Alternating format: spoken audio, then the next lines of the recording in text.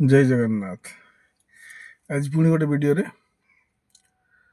କାଲି ମୋତେ ଜଣେ ହଠାତ୍ ଫୋନ୍ କରି କହିଲେ ଯେ ନା ଟିକେ ଘର ଉପରେ କିଏ ନଜର ରଖୁଛି, ଆଉ ଟିକେ ନଜର ଦୋଷ ରହୁଛି ଘର ଉପରେ। ଆମ ପିଲାମାନଙ୍କ ଉପରେ, ମୋ ଛୋଟ ଛୁଆଟା, ତା ଉପରେ ବି ଟିକେ ନଜର ରହୁଛି। କ'ଣ କରିବା ଟିକେ ନନା, ତାର କିଛି ଉପାୟ ବତାନ୍ତୁ। ତ ତାଙ୍କୁ ତ ଉପାୟ କହିଛି, ଆଉ ସେଇ ଉପାୟଟା ମୋର ସମସ୍ତ ଭାଇମାନଙ୍କ ପାଇଁ, ମୋ ପ୍ରଭୁଙ୍କର ସମସ୍ତ ଭକ୍ତମାନଙ୍କ ପାଇଁ ସେ ଉପାୟଟି ମୁଁ ଆଜି କହିବା ପାଇଁ ଯାଉଛି। ଏତେ ସୁନ୍ଦର ଉପାୟ ଦେଖିବେ। ନଜର କ'ଣ କୌଣସି ପ୍ରକାର ଖରାପ ଶକ୍ତି ଆପଣଙ୍କ ଘରେ ପ୍ରବେଶ କରିପାରିବ ନାହିଁ। ଖାଲି ଖରାପ ନଜର ନୁହଁ, ଖରାପ ଶକ୍ତି, କୌଣସି ଖରାପ ଶକ୍ତି, ନକାରାତ୍ମକ ଶକ୍ତି କିଛି ଆପଣଙ୍କ ଘରେ ପ୍ରବେଶ କରିପାରିବ ନାହିଁ। ଏଇଟା ଗ୍ୟାରେଣ୍ଟି ଦେଉଛି ମୁଁ। ତା ପୂର୍ବରୁ କହି ରହୁଛି, ଯେଉଁମାନେ ଚ୍ୟାନେଲ ନୂଆ ଅଛନ୍ତି ସେମାନେ ଭିଡ଼ିଓ ଦେଖନ୍ତୁ। ଚ୍ୟାନେଲ ଯେଉଁମାନେ ନୂଆ ଅଛନ୍ତି ସେମାନେ ଚ୍ୟାନେଲକୁ ସବସ୍କ୍ରାଇବ୍ କରନ୍ତୁ। ବେଲ୍ ଆଇକନ୍ ଦେବା ଜମାରୁ ଭୁଲେଇବେନି, କାହିଁକିନା ବେଲ୍ ଆଇକନ୍ଟା ଦବାଇଲେ ଆପଣଙ୍କର ଯେତେ ନୂଆ ନୂଆ ଭିଡ଼ିଓ ଆପଣଙ୍କ ପାଖରେ ପହଞ୍ଚିବ। ଏବଂ ଲାଇକ୍ କରିବେ, ସେୟାର କରିବେ, କମେଣ୍ଟରେ ହର ହର ମହାଦେବ ନିଶ୍ଚୟ ଲେଖିବେ। ତ ଉପାୟଟା ଥିଲା କ'ଣ ନା, ଆପଣ ଆପଣଙ୍କର ମୁଖ୍ୟ ଦ୍ୱାର, ଘରର ମୁଖ୍ୟ ଦ୍ୱାରର ଭିତର ପଟେ ଗୋଟେ ଲୁହା କଣ୍ଟାଟା ଆଜ୍ଞା ନେବେ। ନୂଆ ହେଇଥିବା ଦରକାର। ଯଦି ଏତେ କଳୁଲି ହେଇ ତାକୁ ବାଲିକା ଯୋଉ ସଫା କରି ସୁନ୍ଦର କରିଦେବେ, ସଫା କରିଦେବେ।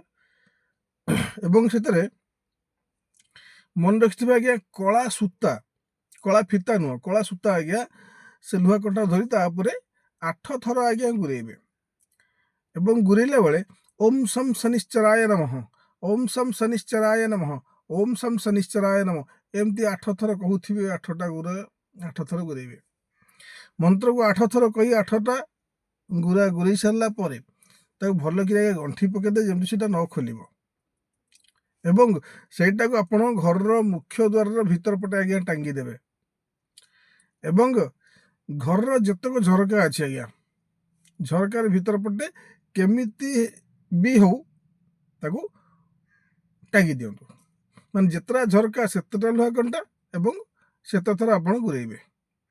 ଏବଂ ଯେତେଟା ଘରର ମୁଖ୍ୟ ଦ୍ୱାର ତ ଗୋଟିଏ, ଯଦି କାହାର ବାରିପଟେ ବି ମାନେ ପଛପଟେ ବି କବାଟ ଥାଏ, ତାହେଲେ ସେପଟରେ ମଧ୍ୟ ଗୋଟେ ସେମ୍ ପ୍ରୋସେସ୍ କରିବେ। ଦେଖିବେ, ଏଇଟା ମୋ ବାବାଙ୍କର ଗ୍ୟାରେଣ୍ଟି ଆପଣଙ୍କୁ। କୌଣସି ପ୍ରକାର ଖରାପ ଶକ୍ତି, ଖରାପ ନଜର, କୁ ଶକ୍ତି, କୌଣସି ନକାରାତ୍ମକ ଶକ୍ତି ଆପଣଙ୍କ ଘରେ ପ୍ରବେଶ କରିପାରିବ ନାହିଁ। କାହିଁକି ନା ସେଟା ଆପଣ ଶନିଙ୍କ ନାଁରେ ବାନ୍ଧିଲେ, ପ୍ରଭୁ ଶନିଦେବଙ୍କ ନାଁରେ ବାନ୍ଧିଲେ।